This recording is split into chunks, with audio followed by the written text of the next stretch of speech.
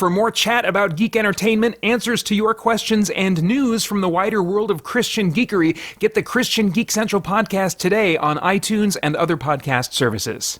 Well, my editing skills are crap, but can the same thing be said about episode 1 of Falcon and the Winter Soldier? Stick around and find out.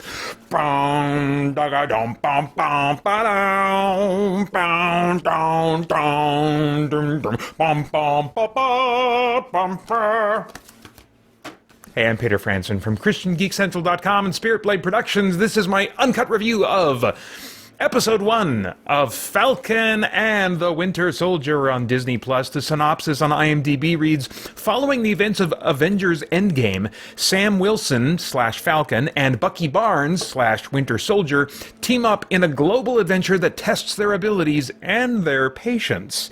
And specifically regarding Episode 1, the synopsis reads, Sam Wilson and Bucky Barnes realize that their futures are anything but normal, and that really doesn't do the story justice. I'll tell you a little bit more. I mean, I don't want to spoil things for you and let you just enjoy it yourself, because I think it is worth checking out, especially if you're a fan of the Marvel Cinematic Universe and you kind of care about seeing where that timeline continues to develop.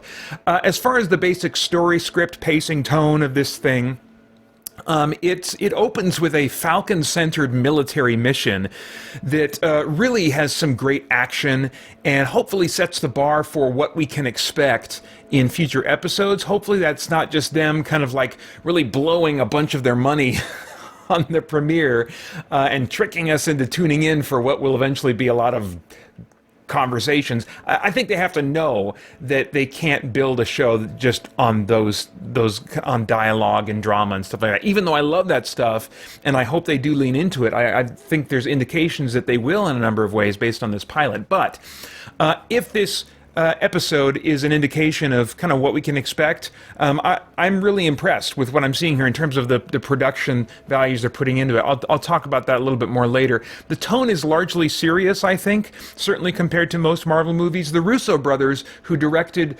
Captain America and the Winter Soldier, I think they also did Captain America Civil War, and then they also did those later Avengers movies, Infinity War and Endgame.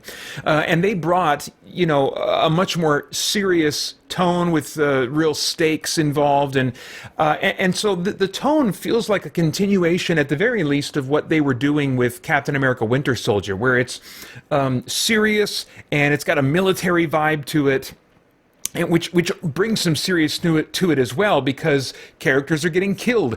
Guns are actually like a threat. We're closer to a street level of power levels of the protagonists, as opposed to the more cosmic Green Lantern or Superman levels, and so guns are much more of a major factor and a much bigger danger, and people are being killed by them. And so it has that more kind of grounded feel that you're going to get when you have a kind of military backdrop. That said, it's still lots of high-flying sci-fi action and stuff like that. But as far as tone, I just want to say that it feels like a nice continuation of the Russo movies' tones. Bucky is also introduced with a Winter Soldier flashback, which is just brutal and intense action there, followed by a scene where he's sitting down with a psychiatrist as part of the conditions of his pardon.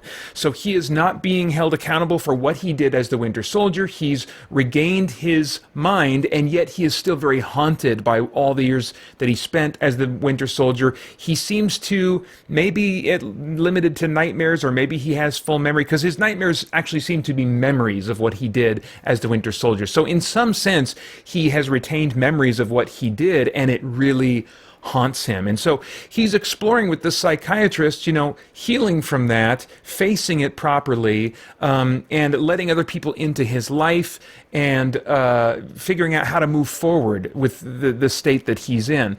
And so I really appreciate, that's probably like the main thing as far as, because I really care about character drama, character stories, character-driven stakes in my fiction. And so what they're doing with Bucky right now has me interested. It's probably the thing that would bring me back for future episodes. Falcon, his kind of like grounded, no pun intended, storyline is about trying to help his sister keep their family home and business in the wake of the economic fallout caused by the blip, where for 5 years, half of the population of the world, Sam Wilson himself included, disappeared and were basically dead or ceased to exist. And then they were eventually brought back. But the world economically, as you can imagine, was shattered first by people leaving, and then in the space of 5 years, before you have really a chance to figure out how to recover from that, all of the people came back. So I appreciate that this is kind of a grounded story for Falcon, getting into his life as as just a civilian, and the fact that he's not this millionaire just because he's an Avenger, but he actually has probably pretty conservative pay considering what he does, and has financial struggles, and his family members have financial struggles that he's wanting to help them with. But I do have to say that I'm less interested in his story than I am in Bucky's. I'm not sure why that is. I think that, we don't know Falcon as much from the movies, or at least he doesn't have as strong of character traits that have been established by the movies at this point. He strikes me as a nice guy, a dedicated guy who's looking to serve his country and do the right thing. And there's not a lot more that we know about him and what really drives him and stuff. And so this series is going to be the opportunity to put that on display and really establish and then further develop what drives Falcon that we could, as audience members, relate to. And right now, I'm not seeing much of that. And also, I think his personal issues are less intertwined with his role as the Falcon compared to Bucky, who the stuff he's dealing with is directly a result of what he went through, as the Winter Soldier. There is an element of Sam's role as the Falcon that comes into, because he's kind of famous, he's known for being the Falcon by a number of people that he runs into, and so that plays a role a little bit into what he's trying to do for his family, but it's just not nearly as intertwined with this kind of personal backstory that they're dealing with as Bucky's. And so I think that's maybe another reason why I'm not as interested in his story yet. But I am hopeful that they'll be able to do some things in the next episode that'll help connect me a little bit more, get me a little bit more invested. There are a few jokes here and there, as you would expect from a Marvel Cinematic property, but they largely don't kill the tension for me, as was the case with how jokes were used by the Russo brothers in their movies. Some of the jokes come out of a place of being jaded, say on the part of Bucky, or they're otherwise fitting for the moment and the character, and I think that helps sell the jokes for me a lot. If they're not just witty banter and wisecracks in the middle of action, which does tend to diffuse the tension for me, but instead are coming out of where the characters are at, some vulnerable aspect of how they're feeling that I can relate to. That's when the humor's going to connect with me and not dissolve the tension. And I felt like that it was working for me in that regard. I love the fact that in this series going forward, it's a mini series, so it's not. I think it's just going to be like a series of episodes, and then it's done forever. But I love the fact that they're dealing with the fallout of the blip and presenting this world as just really hurting and broken and somewhat chaotic and very much in a recovery mode. Now, as far as the cast goes, we're seeing more of Sam Wilson's personality in Anthony Mackie, I think. But I've never found Falcon interesting, as I think I alluded to before, in how he was written or really performed by Mackie. It's not that Mackie has been like a poor actor.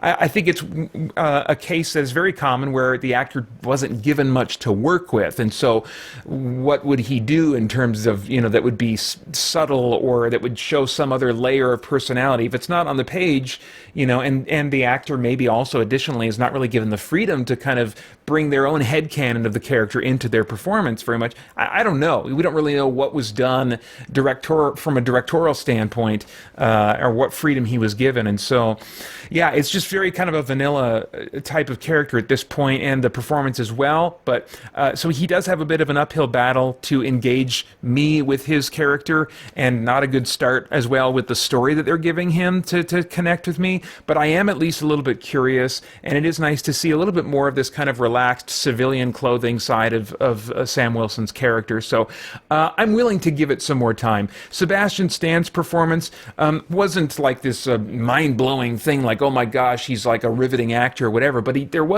he's doing really solid work for my tastes in the scenes that he's in here. Also, some of the camera work they use to play up the drama in some really nice ways. But he drew me in particular, in one scene where he's trying to hide these feelings of deep remorse that come up, that someone kind of brings up, that kind of triggers this memory of remorse. And it felt very subtle because he's trying to hide it, but felt very real at the same time. So I'm really looking forward to seeing more of Sebastian Stan's performance.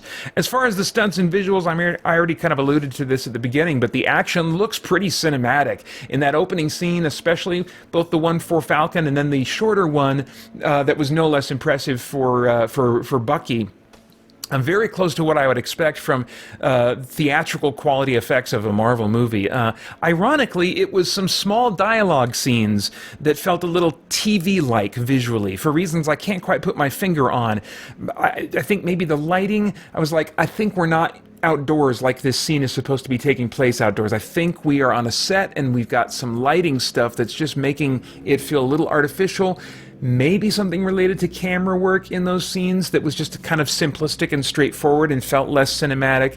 Maybe the acting quality of some of the supporting actors that just kind of came on for one or two lines and did their thing and were gone. You're going to get a different caliber of actor doing those kinds of roles in TV than you will, I think, in a lot of movies. And so there was something mostly visual that kind of betrayed a little bit of kind of a TV-type budget in some of those scenes. But, you know, I'm thankful that it was happening there and not in the big scenes, you know, where it potentially is going to count more, that have a lot of action and stuff. So I have to say that I'm pretty satisfied with what was going on visually in this episode. As far as themes, is there anything of moral, philosophical, or spiritual significance going on in the themes of this thing that might trigger some worthwhile thought or conversation? Maybe. They're not leaning super heavy into anything that I noticed at this point, but there were a few things they at least made brief statements on that maybe will be developed further as the series continues. First, James Rhodes, also known as War Machine, is having a talk with Sam Wilson and is just kind of making the observation, talking about the fallout from the blip, that the world is broken right now and everyone's waiting for someone to come along and fix it. And so that's going to play in terms of plot to what the legacy of Captain America and what's going to happen with that, which is a big question at this point. But just acknowledging the brokenness of the world and the rough state that we're in, I think sets the stage, at least, for them to say some really interesting things about humanity and what we need at our deepest level. We've also got Bucky trying to figure out what he's going to live for. You know, he's experienced a lot of healing in terms of his mental health, but there's a long way to go. I mean, basically the healing he has experienced up to this point is healing the comic booky stuff. I mean, typically people do not deal with being the Winter Soldier for decades. So he's healed of that in the sense that he has control of his mind now, but now he's in a much more realistic and relatable place of he has basically some form of post-traumatic stress that is really consuming him, that a lot of people can really relate to. And so I think that there's going to be themes that they're dealing with there.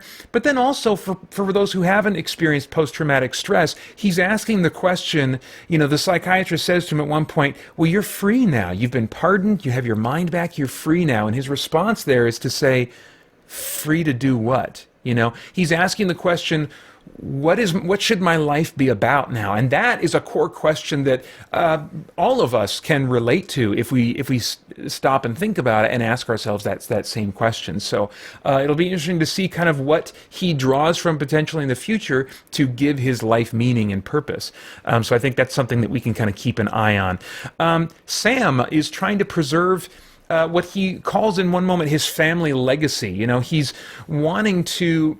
it's not purely for financial reasons that he's trying to save this family house and family business. His sister actually wants to leave those things behind and just say, let's just get on with life. She wants to sell those things and is ready. So pragmatically speaking, she's not like in these dire straits financially. She can at any time sell her part or her interest or whatever in the family business.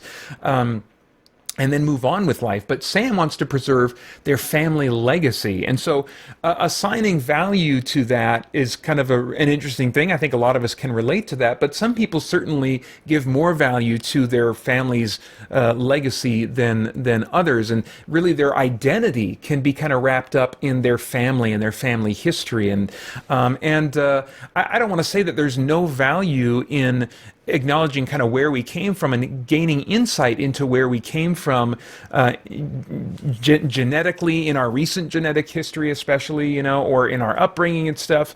So I'm not saying that, we should throw all those things away, but as Christians, we know that our identity is ultimately not in those things. In fact, our identity is much more found in the love that God has for us, and that while we were still sinners, Christ died for us and now wants to usher us into a totally new and better existence for all of eternity. And we have been adopted as believers in Christ into his family, and we're now part of this kingdom that is going to come in its fullness, and we're only seeing glimpses of right now. And so, as far as like where we find our sense of identity, it's a far inferior option to look for our identity in the circumstances of our birth, or other kinds of circumstantial things like that.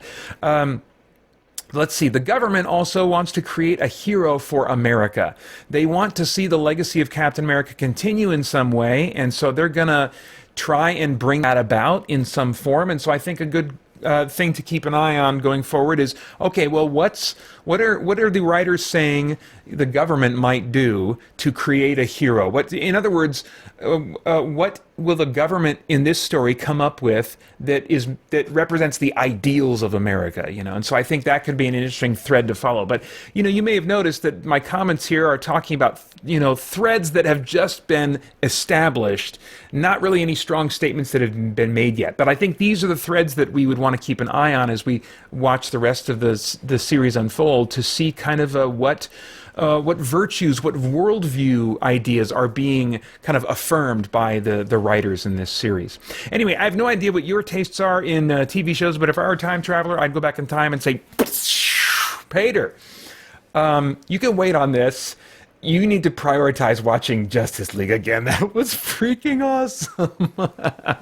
But this is solid. This is solid. There's no rush to watch it right now, but after it's all done and out, and you happen to have Disney Plus for some other reason, give it a try. See if you feel like sticking with it after. Give it at least 2 episodes, maybe 3, to really give it a chance and see where they're going. You'll be interested enough to want to do that and want to see at least a 2nd or 3rd episode after watching this first episode anyway. So, but it's not something you want to pay for a subscription for Disney Plus just to watch this.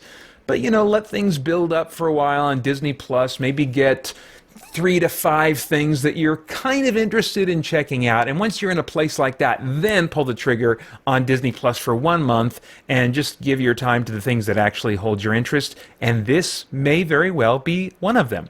It's rated TV 14. I couldn't find a description, but I'm thinking likely for language and violence. All right, those are my thoughts. Would love to get yours in the comments below. Please like, share, subscribe, click that bell to stay connected. I want to thank the Spirit Blade Insiders for making this review possible. You can get info about the benefits of becoming an insider over at patreon.com/spiritbladeproductions. And then I hope you'll join us soon over at christiangeekcentral.com as we continue to geek out and seek the truth. The Christian Geek Central podcast is the longest-running podcast for Christian geeks with over 600 weekly episodes and counting, featuring audio versions of much of the same content you'll find here, plus exclusive content including weekly news updates from the creators of Christian comics, novels, and video games, debriefing and commentary about what I've been playing, reading, and watching, and my expanded responses to your comments and questions via YouTube, email, or the Christian Geek Central forums. And now, with timestamps, so you can jump straight to the segments you want to hear most. Get the Christian Geek Central podcast today on iTunes and other podcast services, and enjoy one more way you can geek out and seek the truth.